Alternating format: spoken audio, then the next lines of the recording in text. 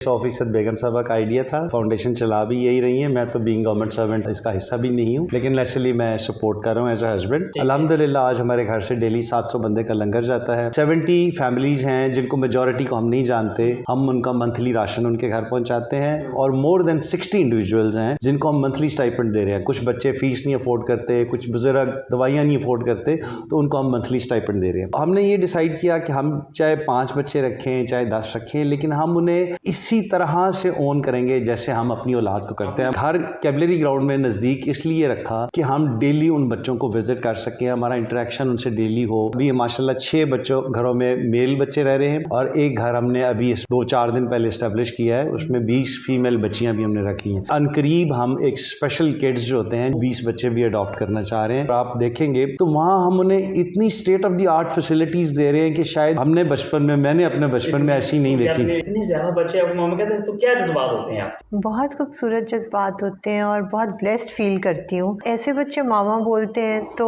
मैं बस अल्लाह का बहुत शुक्र अदा करती हूँ कि अल्लाह ने मुझे इस काबिल बनाया। जिस बच्चे ने जो ख्वाहिश की हमने वही यूनिफॉर्म पहना के दीवार पे उसकी तस्वीर लगा दी, ताकि बच्चे के जहन में हो कि मैंने मिनिमम इस स्टैंडर्ड पे जाना है। बड़ी एम्बैरेसिंग सी सिचुएशन भी हो जाती है कि दफ्तर में जब कोई बंदा आता है तो वो कहता आप तो वही डीआईजी साहब नहीं है जिनके ढेर सारे बच्चे हैं। दुआ करें हमारे आईजी साहब अगर कुछ 2 साल और रह गए, अब यहीं बैठ के कह रहे होंगे कि ये पंजाब पुलिस और लंदन पुलिस से भी बेहतर है। मतलब पिछले 7 माह में इन्होंने जो वेलफेयर के काम कर दिए वो पिछले 75 सालों में नहीं हुए। आप बच्चों को रोजाना कितना टाइम देते हैं? मैं कोशिश यही करती हूँ कि जितना मैक्सिमम टाइम मैं बच्चों को दे सकूँ, हर घर में एक दफ़ा तो मैं विजिट लाजमी करती हूँ। कभी किसी बच्चे ने आपको कुछ ऐसी बात की हो जिसने आपको झंझोड़ कर रख दिया? चाइल्ड प्रोटेक्शन ब्यूरो से एक बच्चा था, वो मैं उधर चेयर पे बैठा था तो उसने मेरे गले में पीछे से बाजू डाल के ना, तो उसने कहा पापा कहीं छोड़ेगा तो नहीं। कभी किसी बच्चे ने किसी मुनफरद अंदाज में आपको पुकारा हो? सारे शुरू में कहते थे कि जब मैं जाता था ना तो वो कहते थे पापा आ गए, तो कहता वो अब्बा आ गए। पाकिस्तान पॉइंट की वीडियोस देखने के लिए हमारा चैनल सब्सक्राइब कीजिए, बेल के आइकन पर क्लिक कीजिए ताकि आप हमारी तमाम आने वाली वीडियो से बाखबर रह सकें। मैं हूं आपका मेजबान मियां आसिफ कसूरी। नाज़रीन, आपने पंजाब पुलिस का एक चेहरा तो देखा होगा जो क्राइम पर हाथ डालते हैं, समाज नासर से निपटते हैं। तो आज एक पंजाब पुलिस का दूसरा रुख आपको दिखाएंगे जो खिदमत इंसानियत के लिए एक ऐसे इक़दाम उठा रहे हैं तो जिनकी खिदमत आप देखकर आप दंग रह जाएंगे और आप दाद दिए बगैर रह नहीं सकेंगे। मेरे साथ मौजूद हैं डीआईजी महबूब असलम लीला साहब और इनकी बेगम। इनसे बात करेंगे। इन्होंने एक ऐसा इक़दाम उठाया है जिसके बारे में आप सुनकर आपका दिल बाग बाग हो जाएगा। जी अस्सलाम वालेकुम। जी सर, बहुत शुक्रिया सर आपके कीमती वक्त का। मैं आपके भी कीमती वक्त का बहुत शुक्रिया। सर बताइएगा कि ये जो आपने एक फाउंडेशन बनाई है, ये आपको ख्याल कब और कैसे आया और ये आइडिया किसका था, आपका या बेगम साहबा का? नहीं, ये 100% बेगम साहबा का आइडिया था। फाउंडेशन चला भी यही रही है। मैं तो बीइंग गवर्नमेंट सर्वेंट इसका हिस्सा भी नहीं हूँ, लेकिन नेचुरली मैं सपोर्ट कर रहा हूँ एज अ हस्बैंड। इसका बैकग्राउंड थोड़ा सा मैं आपको बता दूँ। अब मेजॉरिटी लोग जानते ही हैं कि बेगम साहबा अकलौती औलाद हैं। तो मेरे फादर इन लॉ ने ये सिलसिला 1995 में शुरू किया। वो ख़ुद तहज्जुद के वक्त उठते थे, ख़ुद लंगर बनाते थे और फजर के वक्त जाके रेलवे स्टेशन पर और शिबुर्जी में जो मज़दूर फुटपाथ पर लेटते थे उन्हें अपने हाथ से वो नाश्ता कराते थे। 2009 में जब उनकी डेथ हो गई, बेशुमार दुनिया अफसोस करने आई। फिर हमने सोचा कि लोगों ने कहा वो ये भी करते थे, तो फिर चूँकि अकलौती औलाद थी तो मैं अकलौता दामाद और बेटा भी था, तो हमने एज अ फैमिली डिसाइड किया कि जो वो कर रहे थे हम उसे कंटिन्यू करेंगे। अल्हम्दुलिल्लाह आज हमारे घर से डेली 700 बंदे का लंगर जाता है। 70 फैमिलीज़ हैं जिनको मेजॉरिटी को हम नहीं जानते, वो सफ़ेद पोश हैं। हम उनका मंथली राशन उनके घर पहुंचाते हैं। और मोर देन 60 इंडिविजुअल्स हैं जिनको हम मंथली स्टाइपेंड दे रहे हैं। कुछ बच्चे फ़ीस नहीं अफोर्ड करते, कुछ बुजुर्ग दवाइयाँ नहीं अफोर्ड करते, तो उनको हम मंथली स्टाइपेंड दे रहे हैं। ये हम एज अ फैमिली कर रहे थे। आज से ठीक एग्जैक्ट 16 महीने पहले बेगम साहबा ने कहा कि जी महबूब साहब, हम फाइनेंशियली तो सपोर्ट कर रहे हैं, हम पैसे देते हैं, कुक लंगर बनाता है, ड्राइवर जाके बांट आता है, लेकिन हम फिज़िकली कुछ नहीं कर रहे। ओके। तो इन्होंने कहा कि जी आप मुझे मैंने समझाया, मैंने कहा कि यार कि हमारी जितनी भी इनकम है उसका 60-65% ऑलरेडी हम कर रहे, तो इतने पैसे होते ही बेगम के पास है। मैंने कहा आपको पता है मैं तो पैसे रखता ही नहीं अपने, मैं तो पर्स भी नहीं रखता अपने पास। तो मैंने कहा जी वो कैसे मैनेज होगा? इसने कहा जी आप कुछ दोस्तों से बात करें, ये करें। यहाँ से ये आइडिया जनरेट हुआ। ठीक है। फिर जिस घर में हम बैठे हुए हैं, ये हमारा अपना ज़ाती घर है, ये कैवलरी ग्राउंड में है। फिर हमने पहला घर, हमने डिफरेंट मॉडल्स विज़िट किए, डॉक्टर अमजद साकिब का, जुमर्द खान का, यश वेस्ट विलेजेस हो गए, ताहिर कादरी साहब का। हमने जब सब चीज़ें देख ली, हमने एक चीज़ देखा कि इन बच्चों के पास छत है, खाने को भी मिल रहा है, लेकिन एक चीज़ की कमी महसूस हुई कि ओनरशिप की शायद कमी है थोड़ी सी, कि एज अ पेरेंट्स इनकी फीलिंग्स वो नहीं है। तो हमने ये डिसाइड किया कि हम चाहे 5 बच्चे रखें चाहे 10 रखें, लेकिन हम उन्हें इसी तरह से ओन करेंगे जैसे हम अपनी औलाद को करते हैं। हमारी माशाल्लाह 2 बेटियां हैं, 2 बेटे हैं। तो वो यहाँ से ये आइडिया जनरेट हुआ। फिर हमने घर कैवलरी ग्राउंड में नज़दीक इसलिए रखा कि हम डेली उन बच्चों को विज़िट कर सकें, हमारा इंटरेक्शन उनसे डेली हो। तो फिर शुरू में हमने अपनी क्लोज़ फैमिली, अपने बहन भाइयों से, सोफिया की 1-2 कज़न्स होती हैं, उनसे हमने रिक्वेस्ट की कि हमें इस काम के लिए सपोर्ट करें। ठीक है। पहला घर जब इस्टेब्लिश हो गया और उसमें 20 बच्चे पूरे हो गए, फिर लोगों ने, आप जैसे लोगों ने हमें अप्रिशिएट करना शुरू किया कि बड़ा अच्छा काम है, इसको बढ़ाएं। फिर लोग मिलते गए अप्रिशिएट करना शुरू किया, लोग हमारे साथ मिलना शुरू हो गए। माशाल्लाह अब अल्हम्दुलिल्लाह हमने एक घर, पहले हमारे पास सिर्फ मेल बच्चे थे, 120 हो चुके हैं माशाल्लाह। 120 हो गए। 120 और अब बच्चियां मिला के 140 हो गए। हमने 7 अभी माशाल्लाह 6 बच्चों घरों में मेल बच्चे रह रहे हैं, और एक घर हमने अभी 2-4 दिन पहले इस्टेब्लिश किया है, उसमें 20 फीमेल बच्चियां भी हमने रखी हैं। तो अब हमारे बेटे और बेटियों की तादाद 140 हो गई है। और अनकरीब हम एक स्पेशल किड्स जो होते हैं, जिनको अल्लाह ताला ने सलाहियतें कंप्लीट नहीं दी होती, हम वो 20 बच्चे भी अडॉप्ट करना चाह रहे हैं। तो वो भी इंशाल्लाह जल्द हो जाएगा। लेकिन फ़िलहाल हमारे पास 7 घर हैं, उसमें 120 मेल बच्चे हैं और 20 बच्चियां भी अब हमने अडॉप्ट कर ली हैं। अच्छा सर, ये बताइएगा कि कोई आपको बच्चा या बच्ची देना चाहे तो क्या, कैसे आपको दे सकता है? इसकी पॉलिसी क्या है, क्या क्राइटेरिया? देखिए हमने ना देखें शुरू में हमने क्राइटेरिया रखा था कि बच्चे की उम्र होनी चाहिए 3 से 5 साल के दरमियान, और वो या यतीम या मस्कीन होना चाहिए। ठीक है, लेकिन इंसान के बनाए हुए क्राइटेरिया हैं, हमें उसमें मॉडिफिकेशन करनी पड़ी। मसलन सिंध में जब सैलाब आया तो मेरे एक दोस्त हैं MI में, उन्होंने मुझे फ़ोन किया, उन्होंने कहा यार ये 3 भाई हैं, इनकी उम्र है 7, 8 और 9 साल, ना बाप रहा है, ना चाचा रहा है, ना मामा रहा है, घर भी नहीं रहा, मैं सरकारी मुलाजिम हूँ, मैं इनको कितने पैसे दे सकता हूँ? तो हमने कहा यार भेज दो, उनको भी भेज दो। ठीक है, तो हम सिर्फ ये देखते हैं कि बच्चा डिज़र्विंग होना चाहिए। मसलन एक छोटी सी एग्जांपल देता हूँ यहाँ पे कि हम शुरू में अभी हमारे पास 10 बच्चे होंगे, शुरू की बात कर रहा हूँ, 15 महीने पहले की। तो एक औरत आई सोफिया के पास, उसने कहा जी मेरी एक 14 साल की बेटी है, एक मेरा 4 साल का बेटा है, मेरे खामंद को कैंसर है, मैं लोगों के घरों में काम करती हूँ, मेरी बेटी मेरे साथ काम कराती है, आप फ़िलहाल बच्चियाँ तो नहीं रख रहे, आपने क्राइटेरिया रखा हुआ कि यतीम या मस्कीन होना चाहिए, तो क्या मैं दुआ करूँ अल्लाह से कि मेरा खामंद जल्दी मर जाए तो फिर मेरे बच्चे को आप रखेंगे? तो हमने कहा आज तक, मैंने कहा नहीं आप बच्चा हमें दें, फिर उसका बच्चा हमने ले लिया। इस तरह फिर बस हम ये कोशिश करते हैं कि डिज़र्विंग होना चाहिए, और हमारी पहली प्रायोरिटी यही होती है कि जी यतीम या मस्कीन हो।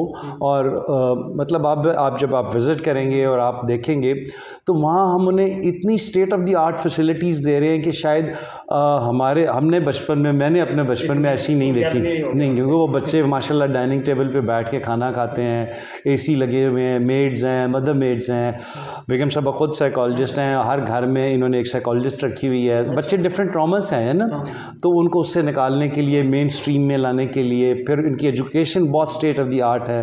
पहले ये प्राइवेट स्कूल में जाते थे, अब फाउंडेशन ने माशाल्लाह अपना अलमरा ग्रामर स्कूल बना लिया है, वहाँ पे ये जाते हैं, और उसका स्टैंडर्ड हम किसी भी प्राइवेट स्कूल से कम नहीं है माशाल्लाह, बहुत हाई स्टैंडर्ड स्कूल है। और ये बच्चे तो वहाँ जाते ही हैं, फ्री ऑफ कॉस्ट पढ़ते हैं। लोकल कम्युनिटी के लिए हमने वहाँ पे फ़ीस सिर्फ 4000 रुपये रखी है। वो भी अगर कोई बंदा कहे कि जी मैं 4 नहीं दे सकता, मैं 2 दे सकता हूँ, हम कहते हैं जी ठीक है, उसमें भी आप सपोर्ट कर रहे हैं। अच्छा मैडम, आप बताइएगा कि जब आप बच्चों से मिलते हैं तो वो जब बच्चे आपको मामा कहते हैं, इतने ज़्यादा बच्चे आपको मामा कहते हैं, तो क्या जज्बात होते हैं आपके? बहुत खूबसूरत जज्बात होते हैं और बहुत ब्लेस्ड फ़ील करती हूँ कि अल्लाह ताला ने इतने बच्चों की माँ बनाया है, और ऐसे बच्चे जिनका शायद दुनिया में अल्लाह ताला की ज़ात के अलावा कोई सहारा नहीं था, कोई उन्हें ओन करने को तैयार नहीं था। तो जब ऐसे बच्चे मामा बोलते हैं तो मैं बस अल्लाह का बहुत शुक्र अदा करती हूँ कि अल्लाह ने मुझे इस काबिल बनाया। क्या बात है, क्या बात। अच्छा सर बताइएगा कि जो बच्चों पर जो आपके अखराजात आ रहे हैं, ये महाना या फ़ी बच्चे पे कॉस्ट कितनी आ रही है आपकी? एवरेज हमारी एक बच्चे पे 40,000 कॉस्ट आती है। हमने एक चीज़ तय की हुई है कि हम स्टैंडर्ड पे, मुझे अक्सर कुछ लोग क्रिटिसाइज़ भी करते हैं कि जी आजकल महंगाई बहुत है, एक आम जो मज़दूर है उसकी तनख्वाह 40,000 रुपये नहीं है, आप एक बच्चे पे 40,000 लगाएं। हमारा मकसद ये है कि हम इस मुआशरे को एक क्वालिटेटिव प्रोडक्ट दें। यही आप बच्चे जो 140 हैं, आप इनका लिविंग स्टैंडर्ड कम करके इसको आप मेरा ख्याल है 1400 पे लेके जा सकते हैं। लेकिन हमने इन बच्चों को साइकोलॉजिस्ट के ज़रिए हमने इनको डिफरेंट वीडियोस दिखाई, पायलट क्या करता है, इंजीनियर क्या करता है, आर्मी ऑफिसर क्या करता है, पुलिस ऑफिसर क्या करता है, जज क्या करता है। जिस बच्चे ने जो ख्वाहिश की हमने वही यूनिफॉर्म पहना के दीवार पे उसकी तस्वीर लगा दी, ताकि बच्चे के जहन में हो कि मैंने मिनिमम इस स्टैंडर्ड पे जाना है। तो वो जब आप, और हमने सारे घर जो हैं वो पॉश एरियाज़ में लिए हुए हैं। हमारे पास 6 घर कैवलरी ग्राउंड में है और 1 घर DHA में है, तो उनका रेंट ही काफ़ी ज़्यादा है। एवरेज रेंट पे चल रहे हैं। एवरेज एक घर का रेंट है 2 लाख रुपए। फिर बिजली का बिल बहुत ज़्यादा आता है क्योंकि बच्चों के पास ACs लगे हुए हैं, सर्दियाँ आ रही हैं, हीटर्स होंगे, उसका बिजली का बिल होता है। फिर मेड्स हैं, मदर मेड्स हैं, फिर बच्चों की जो खाने पीने का और बाकी जो उनकी कपड़े हैं, और हम उस पर मतलब कंप्रोमाइज़ नहीं करते हैं। मतलब मुझे नहीं याद पड़ता कि मैंने बचपन में इस नस्ल के कपड़े पहने होंगे जिस तरह ये बच्चे पहनते हैं। ये तो अल्लाह ताला का आप पर इनाम है कि आप ये काम ले रहे हैं। देखिए, ये अल्लाह ताला बंदे इस काम के लिए चुनता है। और मुझे शुरू में ना एक साहब ने, मुझे उनकी बात नहीं भूलती, मुझे मिले थे इस्लामाबाद में, उन्होंने कहा था कि जिस दिन तक आपकी नीयत ठीक है ना, आप एक काम सोचेंगे ना, अगले दिन वो हो जाएगा। और ऐसे ही हो रहा है, एग्जैक्टली ऐसे ही हो रहा है। हमें सेंट्रल पार्क के ओनर ने जगह दे दी है, वहाँ पे हमने डिज़ाइन कंप्लीट कर लिया है। वहाँ पे हम 200 प्लस बच्चों का एक बहुत बड़ा अच्छा कॉम्प्लेक्स बनाने लगे हैं, तो इंशाल्लाह ताला बहुत जल्द वो कंप्लीट हो जाएगा। तो आपकी नीयत जब ठीक है तो फिर लोग भी आपका साथ देते हैं और फिर अल्लाह ताला भी आसानियाँ पैदा करता है और ये काम अल्लाह ताला कराता है। मुझे शुरू में ना पहले 2 महीने गलत फहमी थी कि शायद ये बेगम साहबा काम कर रही हैं और मैं सपोर्ट कर रहा हूँ। अच्छा। वो फिर 2 महीने बाद एक छोटा सा इंसिडेंट हुआ और मेरी वो बिल्कुल क्लैरिटी हो गई कि यार ये तो बंदे का काम ही नहीं है, तो अल्लाह ताला का काम है और अल्लाह ताला इस काम के लिए बंदे चुनता है। अच्छा मैडम, आप बताइएगा कि जब आपने ये आगाज़ किया या आपने माइंडसेट सोचा था, तो उसके करने के बाद आपको किन मुश्किलात का सामना करना पड़ा? अल्हम्दुलिल्लाह मुश्किलात नहीं आई ज़िंदगी में इस मामले में, बिकॉज़ बहुत से लोग ये सवाल करते हैं जैसे आपने किया। तो मुझे ये लगता है कि जब आप अल्लाह ताला के बताए हुए रास्ते पे चल रहे हैं ना, अल्लाह ताला ने आपके लिए एक रास्ता चुन लिया। ये काम देखिए हम तो नहीं कर रहे, अल्लाह ने हमें पकड़ के एक ज़िम्मा लगाया कि आपने ये काम करना है। तो हमारा काम सिर्फ ये है कि हम उस काम को मेहनत से और नेक नियति के साथ करें। तो अल्लाह ताला आसानियाँ खुद ब खुद पैदा करता जा रहा है और अल्हम्दुलिल्लाह अभी तक हमें किसी किस्म के मसले का सामना नहीं करना पड़ा। अच्छा, जब आपने ये मिशन सोचा था तो करने के बाद अज़ीज़ो कारब की तरफ से क्या आपको जज्बात है, क्या उनका कहना था कि ये तो बड़ा मुश्किल है, किस तरह मामला होगी, कैसे चलाएंगे? काफ़ी डराया था हमें सब ने, इनके फ्रेंड्स ने भी और फैमिली ने भी, और जिन्हें हम अपनी फैमिली का लाइक बुज़ुर्ग समझते हैं उन्होंने भी हमें समझाया कि देखो आप लोग लंगर दे रहे हो, आप लोग राशन दे रहे हो, आप लोग उसी को बढ़ा दो। लेकिन ये बच्चे की ज़िम्मेदारी लेना, इंसानी जान की ज़िम्मेदारी लेना बहुत मुश्किल काम है। स्पेशली आजकल सोशल मीडिया का टाइम है, कोई छोटा सा इशू बन जाए खुदा न खास्ता तो इनकी जॉब इस किस्म की सेंसिटिव है, उस पर बात आ सकती है। तो हमें ये लगा कि नहीं, बस अल्लाह ताला ने अगर एक ख्याल हमारे जहन में डाला है ना कि ये करना है तो हमें उसे करना चाहिए। फिर वही लोग, वही हमारे दोस्त, वही हमारी फैमिली अब अल्हम्दुलिल्लाह इस चीज़ पे जो है ना, इस चीज़ पे अब बहुत ज़्यादा हमें सपोर्ट भी करते हैं। मैं आपको यहाँ सॉरी बात काट रहा हूँ, वो मेरे बड़े भाई साहब हैं, तो मेरा पिया रिटायर हुए हैं, तो उन्होंने हमने जब शुरू किया तो उन्होंने कहा कि अब तुम लोगों ने ये काम शुरू कर दिया तो पहला 1 साल तुम लोगों ने सिर्फ एक घर पे कंसंट्रेट करना है और उसके बाद तुमने सोचना है कि हमने इसको कैसे बढ़ाना है। तो वो मेरी ये आदत है कि बस मैं जो काम वो जहन में आ जाए तो मैं कहता हूँ ये बस अभी हो जाना चाहिए। अच्छा, तो अल्हम्दुलिल्लाह माशाल्लाह डॉक्टर अमजद साकिब साहब के अल्फाज हमारे लिए बहुत कीमती हैं। उन्होंने कहा कि मैंने किसी ऑर्गेनाइजेशन को इतनी तेज़ी से ग्रो करते हुए नहीं देखा जितना आपने किया। क्या बात है। तो 16 माह में 7 घर होना, बल्कि अभी 8वां भी ऑलमोस्ट हमने ले लिया है। तो इंशाल्लाह ताला आई एम श्योर कि जिस तरह हमारी नेक नियति है और हमारी ख्वाहिश है, अल्लाह ताला इसे बहुत बढ़ाएगा। अच्छा, दूसरा ये बताइए कि जब आपकी अचानक से ये वीडियो वायरल हुई थी बच्चों के साथ मिलते हुए, तो आपको कब पता चला और क्या जज्बात थे आपके उस वक्त? देखिए मैं यहाँ पे ना यासिर शामी का नाम ज़रूर लेना चाहूँगा। हमें जो पब्लिक सपोर्ट मिली वो यासिर शामी का जो पहला इंटरव्यू था उसके बाद मिली, पब्लिक सपोर्ट। अभी अल्हम्दुलिल्लाह मतलब बड़ी एम्बैरसिंग सी सिचुएशन भी हो जाती है कि दफ्तर में जब कोई बंदा आता है तो वो कहता आप तो वही डीएजी साहब नहीं है जिनके ढेर सारे बच्चे हैं। तो अभी वो माशाल्लाह जो है पब्लिक में। और मज़े की बात यह है कि कल परसों कोई मुझे बता रहा था कि मैं लंदन गया हुआ था, तो वहाँ मुझे कोई ज़िक्र हुआ इसी तरह पाकिस्तान की पुलिस का और ये वो। तो कहता वो जो लंदन में मेरा होस्ट था उसने कहा यार वो तो ठीक है लेकिन वहाँ पंजाब में एक डीआईजी है यार जो यतीम और लावारिस बच्चे पाली जा रहे हैं। उसने कहा तो उसने कहा तुम्हें किसने बताया?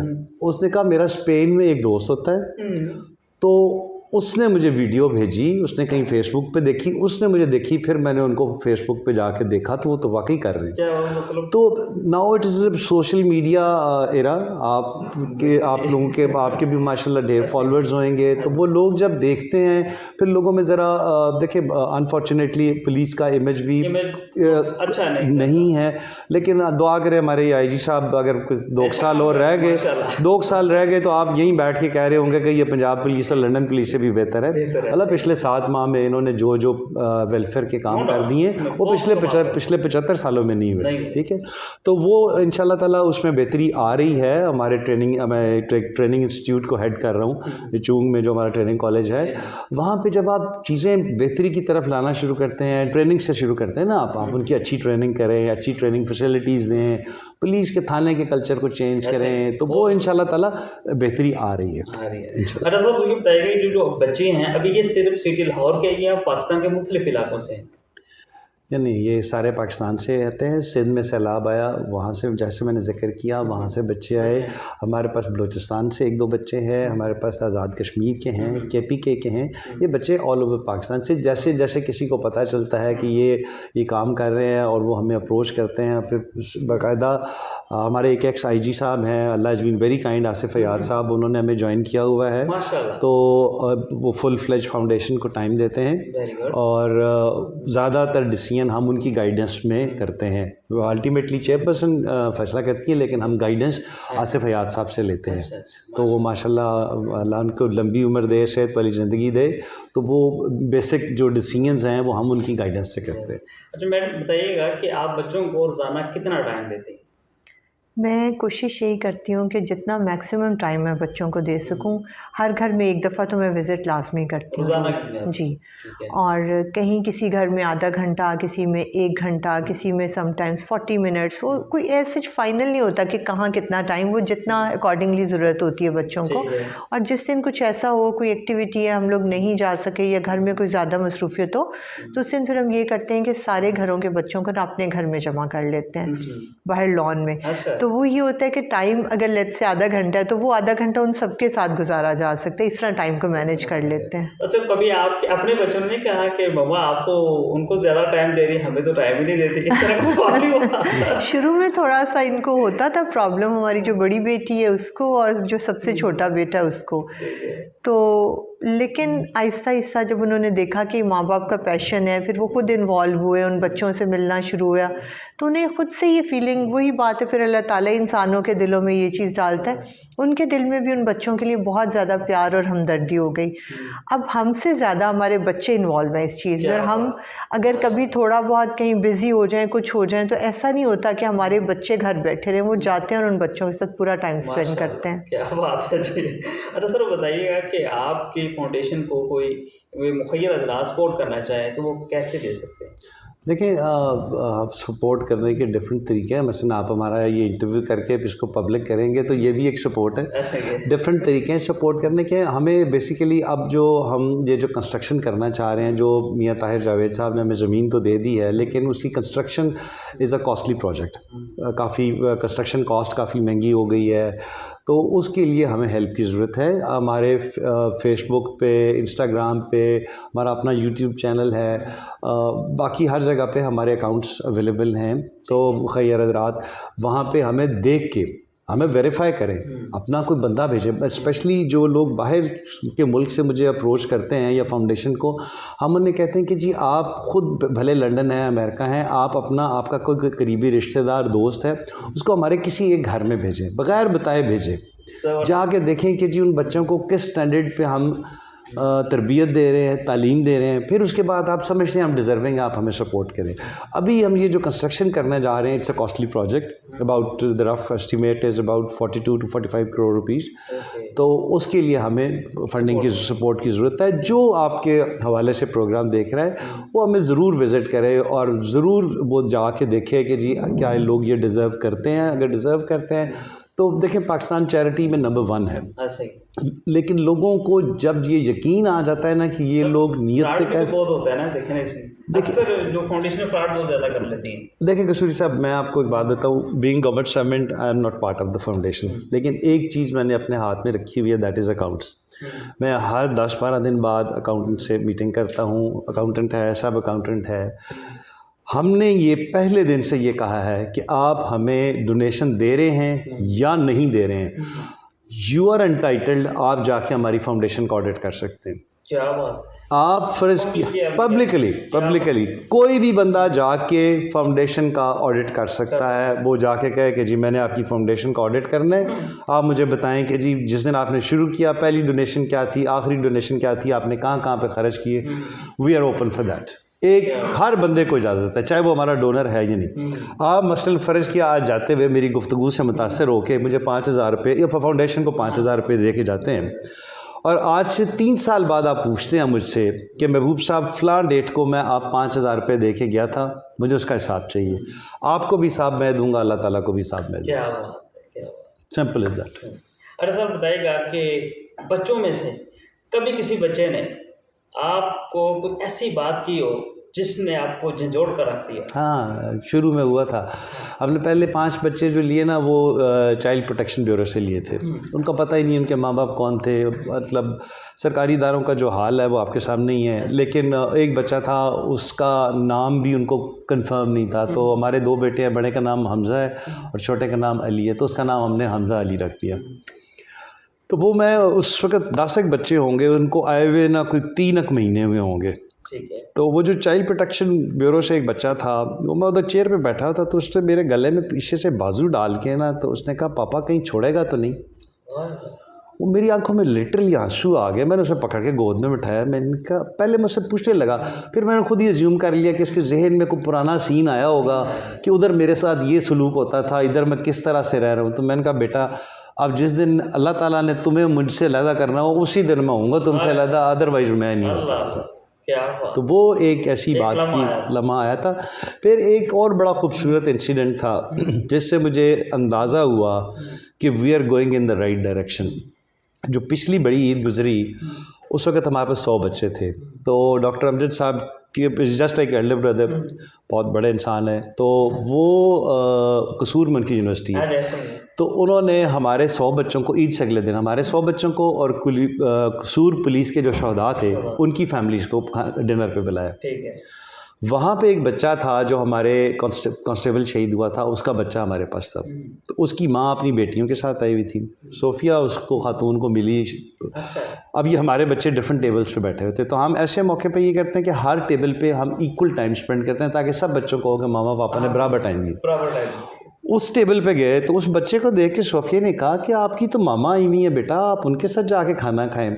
तो आगे से कहता है नहीं मेरी मामा तो आप है, मैं आपके साथ खाना खाऊंगा। क्या बात है। उसकी सगी माँ आई हुई है वहाँ, तो सोफिया ने उससे कहा आपकी मामा आई हुई है, उनके से कहते नहीं मेरी मामा तो आप है, आपके साथ खाना खाऊंगा। That was a sense of achievement, sense of achievement, sense of satisfaction कि नहीं यार जो हमने सोचा था कि सगे माँ बाप वाला प्यार देंगे। मैम ये बताइएगा कि आप अभी जो बच्चों की परवरिश कर रही है तो किस एज तक इनकी आप सपोर्ट करेंगी? इन बच्चों को हमने अडॉप्ट किया, अपने बच्चे बनाया, तो अपने बच्चों की ज़िम्मेदारी आपको पता है कि वालिदैन के लिए उस वक्त तक होती है जब तक वो अपने पाँव पे खड़े नहीं हो जाते। तो इसी तरह जब तक ये बच्चे इंशाअल्लाह ताला फ्यूचर में जाके, सबसे पहले तो हमारी ख्वाहिश है कि ये सबसे अच्छे इंसान बने और उसके अलावा पढ़ लिख के अच्छे ओहदों पे जाएं। जैसा कि हम लोगों ने, महबूब ने आपको बताया कि साइकोलॉजिस्ट के साथ मिलके डिफरेंट इनको वीडियोस के थ्रू डिफरेंट ऑक्यूपेशंस के बारे में बताया। कोई बच्चा पायलट बनना चाहता है, कोई आर्मी ऑफिसर, कोई पुलिस ऑफिसर, कोई डॉक्टर, कोई इंजीनियर, डिफरेंट बच्चों ने जो अपने इंटरेस्ट शो किए। तो हमारी ये कोशिश है कि इन बच्चों को हम इंशाअल्लाह ताला उन फील्ड्स में कामयाब होता देखें। और इसके अलावा जो एक मेन चीज़ हम जिस पे फोकस कर रहे हैं कि इन बच्चों की तरबियत पे, इन्हें दीन की तालीम भी दी जा रही है। इसके अलावा तरबियत बहुत इंपॉर्टेंट है जो सिर्फ वालिदैन ही अपने बच्चों की कर सकते हैं। तो हम ये चाहते हैं कि इन बच्चों की तरबियत में ये चीज़ शामिल करें कि ये बच्चे बड़े होकर अपने ही जैसे जो बच्चे इनकी ज़िंदगी में आए उनकी परवरिश करें, ताकि ये एक अल्लाह ताला ने जो ज़िम्मा हमें दिया है इसको हम इस हद तक बढ़ा सकें। बिकॉज़ हमारी तो ख्वाहिश है कि हम मैक्सिमम बच्चों को जितनी अल्लाह ताला इस्तिताअत दें। जैसा कि महबूब हमेशा यही बात करते हैं कि मेरी ख्वाहिश है कि इन बच्चों के आगे जैसे 140 है, इनके आगे जितने मैक्सिमम ज़ीरोज़ ऐड कर सकूँ करूँ। तो फिर भी एक लिमिटेड कैपेसिटी है ना, और हमारे मुल्क में कम से कम 42 लाख बच्चे ऐसे हैं जो इस वक्त बेसहारा और बेघर हैं। तो हमारी ये ख्वाहिश है कि इतने बच्चे ये जो हमारे पास हों और ये आगे जब ग्रो करें तो इनकी इस किस्म की तरबियत हो कि इनमें से मैक्सिमम जो बच्चे हैं वो जाएं और अपने अपने हिस्से की ज़िम्मेदारी पूरी करें और ऐसे ही बच्चों के सर पे हाथ रखें, ताकि ये एक जो अच्छाई की चेन है जो अल्लाह ताला ने ज़िम्मेदारी दी है इसको हम पूरे तरीके से निभा सकें। अच्छा सर, इतना खूबसूरत घर, गाड़ियाँ, अच्छी नौकरी, तो कोई ख्वाहिश ऐसी ज़िंदगी की जो अभी तक पूरी ना हुई हो? नहीं कसूरी साहब, मैं अपने बारे में एक बात करता हूँ कि I am the most blessed person on earth. मैं अपने ट्रेनिंग से जब बात करता हूँ ना, मैंने 2 चीज़ों पर ज़रूर एम्फसाइज करता हूँ। एक ये कि आपके पास कोई आ जाए तो उसकी मदद ज़रूर करें, और दूसरा हमेशा अपने से नीचे देखें। तो मैं जब अपने आप को देखता हूँ तो मैं अपने आप को दुनिया का ब्लेस्ड तरीन इंसान समझता हूँ। कोई ऐसी ख्वाहिश नहीं कि जो मतलब ना पूरी हुई हो।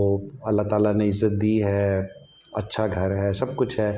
बस एक चीज़ जो सोफिया ज़िक्र कर रही थी, एक ही ख्वाहिश रह गई है टोटल, कि इन 140 के आगे इतने ज़ीरोज़ लगें कि वो मैंने सोचा। और हम इसके स्टैंडर्ड पे कंप्रोमाइज़ ना करें, इसकी क्वालिटी पे कंप्रोमाइज़ ना करें। इसी तरह जिस तरह ये बच्चे हमारे बच्चों की तरह परवरिश पा रहे। मैं एक आखिर में एक चीज़ ऐड करूँ कि मसलन आजकल हमारे स्कूलों में ना उस स्टैंडर्ड की एजुकेशन नहीं रही, उस स्टैंडर्ड की फ़िज़िकल एक्टिविटीज़ नहीं रही। हमने इन बच्चों को इस हद तक हम इनको कैटर कर रहे हैं कि ये 120 बच्चे लड़के जो हैं, ये सारे के सारे रोज़ शाम को ख्वाजा जुनैद साहब की हॉकी अकेडमी में जाके हॉकी खेलते हैं। क्या बात है। और ख्वाजा साहब ने मुझसे प्रॉमिस किया कि इसमें से मैं ओलंपिक टीम बनाऊँगा। माशाल्लाह। ठीक है, तो हम उस लेवल पे इनकी ट्रेनिंग कर रहे हैं, और बस यही ख्वाहिश है कि अब 120 बच्चे हैं, 20 बेटियां हैं, तो इनके आगे इतने ज़ीरोज़ लगें कि जो कभी मैंने ज़िंदगी में सीखा था। क्या बात, ज़बरदस्त, माशाल्लाह जी माशाल्लाह, आपका बहुत अच्छा मिशन है। सर आखिरी सवाल ये है कि पूरे पाकिस्तान के अंदर ये बच्चे आपके पास आए हैं, तो ज़ाहिर सी बात हर इलाके की अपनी ज़बान है, मुनफरद उनका बोल चाल होता है। तो कभी किसी बच्चे ने किसी मुनफरद अंदाज में आपको पुकारा हो? हाँ, एक बच्चा था, वो अभी तो वो खैर मेन स्ट्रीम लाइन में आ गया। वो सारे शुरू में कहते थे कि जब मैं जाता था ना तो वो कहते थे पापा आ गए, पापा आ गए। तो कहता वो अब्बा आ गए। तो अभी भी वो बहुत शरारती है, बहुत शरारती है। रेहान नाम है उसका, बहुत शरारती है। लेकिन अभी वो शुरू में जब ये बच्चे आते हैं, सोफिया इन पे हर इंडिविजुअल बच्चे पे बहुत मेहनत करती है। अक्सर बच्चों को वॉशरूम नहीं यूज़ करना आता, मुख्तलिफ उस बैकग्राउंड से आए ना, और बड़ी अजीब अजीब सी सूरत हाल से आए हुए हैं बच्चे, बड़े डाइवर्सिफाइड बैकग्राउंड और बड़ी डिफरेंट ट्रॉमा से गुजर के आए हुए हैं। तो वो सोफ़िया जो भी बच्चा आता है उस पर 8-10 दिन, बिकॉज ख़ुद भी साइकोलॉजिस्ट है, तो वो 8-10 दिन उस बच्चे पे लगाती है। फिर वो बच्चा जब देखता है ना कि सारे बच्चे ये कर रहे हैं कि इस वक्त टीवी देख रहे हैं, इस वक्त कुरान पढ़ रहे हैं, इस वक्त नमाज़ पढ़ रहे हैं, इस वक्त स्कूल जाना है, तो वो आहिस्ता आहिस्ता सारे एडजस्ट होते जाते हैं, एडजस्टमेंट हो रही है। सर आखिर में मैम आप 2 लाइन अपने नाज़रीन के लिए क्या पैगाम देना चाहेंगी? मैं ये पैगाम देना चाहूँगी कि हम सबको ये सोचना चाहिए कि हमें मिलके कुछ ना कुछ ऐसा काम करना चाहिए जो अल्लाह ताला की नज़र में पसंदीदा हो। और हमारी सोसाइटी को, हमारे मुल्क को बहुत ज़्यादा ज़रूरत है ऐसे लोगों की जो दूसरों को हेल्प करें, और यही ज़िंदगी का मकसद भी है, क्योंकि अल्लाह ताला ने इंसान को बहुत मुख्तसर सा टाइम दिया इस दुनिया में। तो जो टाइम दिया है उसे अच्छे काम करके, लोगों के काम आके इस तरह से गुजारें कि आपको जब आप दुनिया से जा रहे हो तो इस तसल्ली और ख़ुशी के साथ जाएं कि आपने अल्लाह ताला के बताए हुए तरीक़ों पे अमल करके लोगों के काम आके अपना ये टाइम गुजारा है। ज़बरदस्त। सर आप 2 लाइन। देखें, अपने लिए तो हर कोई जीता है, आपको दूसरों के लिए जीना चाहिए। और देखिए, सिर्फ पाकिस्तान में इकनॉमिक हालात ख़राब नहीं हैं, सारी दुनिया में रिसेशन है। हम हर काम के लिए जो भी गवर्नमेंट हो उसको मोरद इल्ज़ाम ठहराते हैं, गवर्नमेंट ने ये नहीं किया, गवर्नमेंट ने ये नहीं किया। अपने गिरबान में भी तो झांक के देखें ना।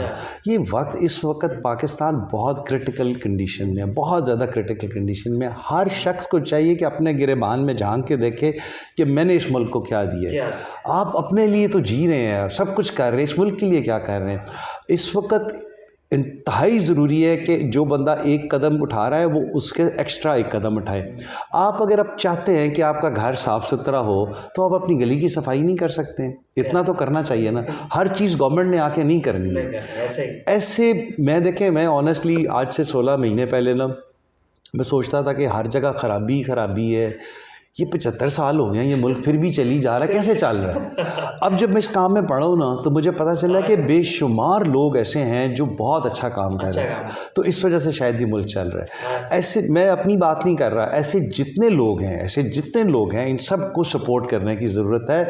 आप अगर ख़ुद नहीं कर सकते, देखें जिस दिन एक शख्स ने मुझे, सोफ़िया ने एक स्क्रीनशॉट, में ऑफिस बैठा हुआ था तो सोफ़िया ने मुझे एक स्क्रीनशॉट लेके भेजा, किसी बंदे ने हमारी फाउंडेशन को 50 रुपये भेजे हुए थे। तो मैंने सोफ़िया को बाकायदा कॉल की, मैंने कहा कि now your foundation is fully registered. मैंने कहा जो लाख रुपया देता है उसको तो कोई मसला नहीं है, वो तो कहता है कि जी मैं अपना सदका खैरात निकाल रहा हूँ। मैंने कहा ये जिस बंदे ने 50 रुपये भेजे हैं उसकी जेब में मैक्सिमम 300 रुपये होंगे, और उसने सोचा होगा कि यार ये नेक और अच्छा काम कर रहे हैं, ये डिज़र्व करते हैं, तो इनको मैं 50 रुपये भेजूँ।